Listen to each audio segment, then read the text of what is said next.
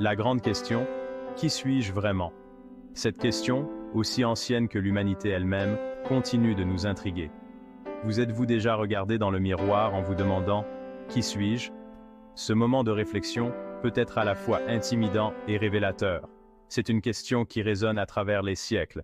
Les philosophes la méditent, les artistes l'explorent. Chacun, à sa manière, tente de percer le mystère de l'identité. Nous sommes tous confrontés à cette question à un moment donné de notre vie. Que ce soit dans un moment de crise ou de calme, elle nous interpelle.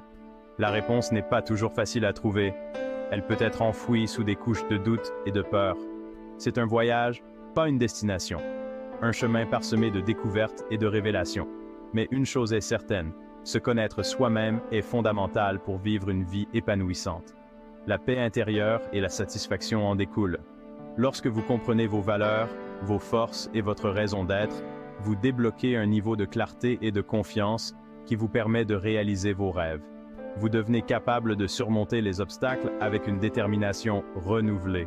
Ce voyage de découverte de soi est un processus qui consiste à enlever les couches superficielles.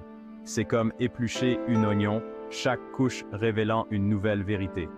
Il s'agit de se débarrasser des attentes de la société et d'embrasser son moi authentique. De se libérer des chaînes invisibles qui nous retiennent.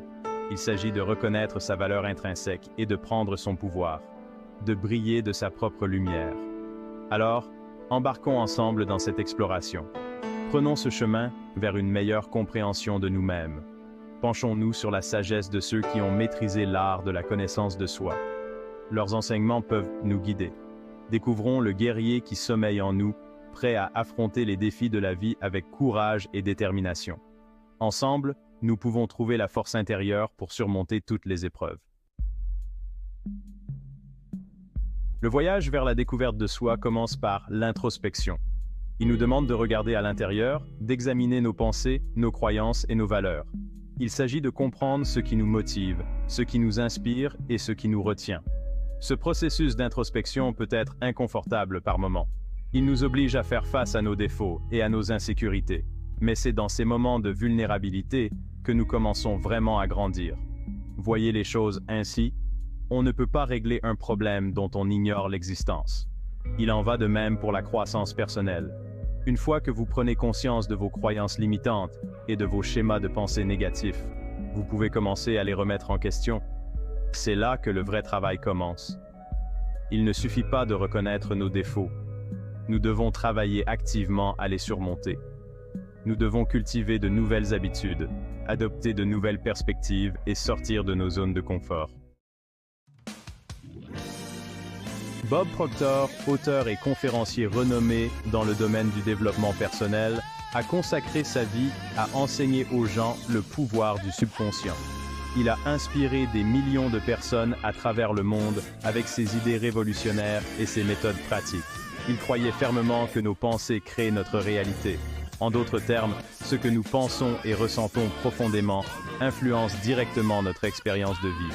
Et pour changer notre réalité, nous devons d'abord changer notre façon de penser.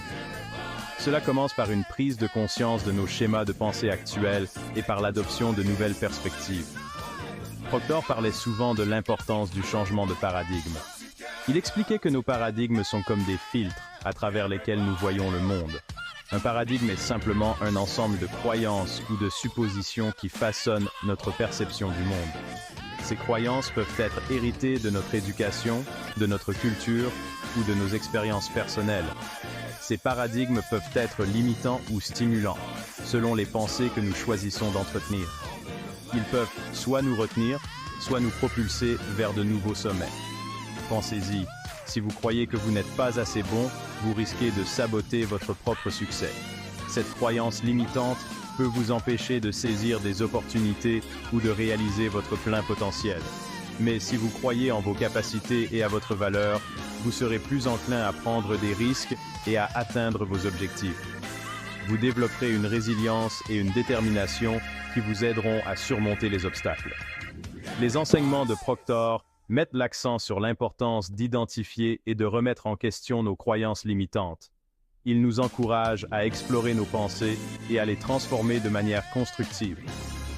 Il nous encourage à remplacer les pensées négatives par des affirmations positives, à cultiver une mentalité de croissance et à croire en notre capacité à changer, à visualiser les résultats que nous souhaitons obtenir. La visualisation est un outil puissant pour créer une image mentale claire de nos objectifs et aspirations, et à cultiver une confiance inébranlable en nous-mêmes. En adoptant ces pratiques, nous pouvons transformer notre vie et réaliser nos rêves les plus ambitieux. Thomas Edison, le brillant inventeur de l'ampoule électrique, du phonographe et d'innombrables autres innovations, était un exemple du pouvoir de la persévérance. Il a dit un jour « Je n'ai pas échoué. J'ai simplement trouvé 10 000 solutions qui ne fonctionnent pas. » Le parcours d'Edison a été marqué par d'innombrables revers et échecs. Mais il n'a jamais renoncé à sa vision. Il avait compris que l'échec n'était pas le contraire du succès, mais plutôt une étape sur la voie de la grandeur. Sa détermination sans faille et sa poursuite acharnée de ses objectifs incarnent l'esprit d'un véritable guerrier. Il a fait face à chaque obstacle avec une résolution inébranlable, tirant des leçons de ses erreurs et les utilisant comme un carburant pour le propulser vers l'avant. L'histoire d'Edison nous enseigne que le succès ne consiste pas à éviter l'échec, mais à l'accepter comme une partie intégrante du parcours. Il s'agit d'avoir le courage et la résilience nécessaires pour continuer, même lorsque les chances sont contre nous. Ralph Waldo Emerson, figure marquante du mouvement transcendentaliste, croyait à la bonté et au potentiel inhérent à chaque individu. Il encourageait les gens à faire confiance à leur intuition, à vivre en accord avec leurs valeurs et à embrasser leurs dons uniques. La philosophie d'Emerson met l'accent sur l'importance de l'authenticité. Il croyait que le véritable épanouissement passe par une vie fidèle à soi-même, plutôt que par la conformité aux attentes de la société. Il a écrit « Être soi-même dans un monde qui essaie constamment de vous transformer en quelqu'un d'autre est le plus grand accomplissement. » Les paroles d'Emerson nous rappellent que notre individualité est notre plus grande force. C'est ce qui nous distingue de la foule et nous permet d'apporter notre contribution unique au monde. En embrassant notre moi authentique, nous libérons notre plein potentiel et vivons une vie à la fois riche de sens et épanouissante. La philosophie antique du stoïcisme offre de précieux enseignements pour cultiver un état d'esprit résilient. Cette sagesse ancienne, transmise à travers les âges, nous guide encore aujourd'hui. Les stoïciens croyaient qu'il fallait se concentrer sur ce que l'on pouvait contrôler, nos pensées et nos actions, et accepter ce que l'on ne pouvait pas contrôler. En se focalisant sur notre propre comportement, nous pouvons trouver une paix intérieure. Cette philosophie nous enseigne à aborder les difficultés avec calme et sang-froid. En pratiquant la maîtrise de soi, nous devenons plus résilients face aux épreuves de la vie. Elle nous encourage à considérer l'adversité comme une occasion de grandir et à développer une paix intérieure inébranlable, capable de résister à toutes les tempêtes. Chaque défi devient une opportunité de renforcer notre caractère. L'un des principes clés du stoïcisme est le concept de memento mori, qui signifie « souviens-toi que tu es mortel ». Ce rappel constant de notre mortalité nous pousse à vivre de manière plus authentique. Bien que cela puisse paraître morbide à première vue, c'est en réalité un puissant rappel pour vivre chaque jour pleinement et apprécier la préciosité de la vie. En reconnaissant la fragilité de notre existence, nous trouvons une nouvelle motivation.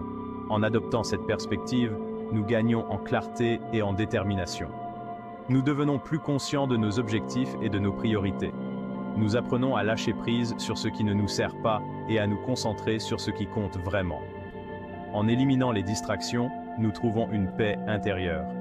Nous cultivons un sentiment de gratitude pour le moment présent et une détermination sans faille à profiter au maximum du temps qui nous est imparti. Chaque instant devient une chance de vivre pleinement et de savourer la beauté de la vie.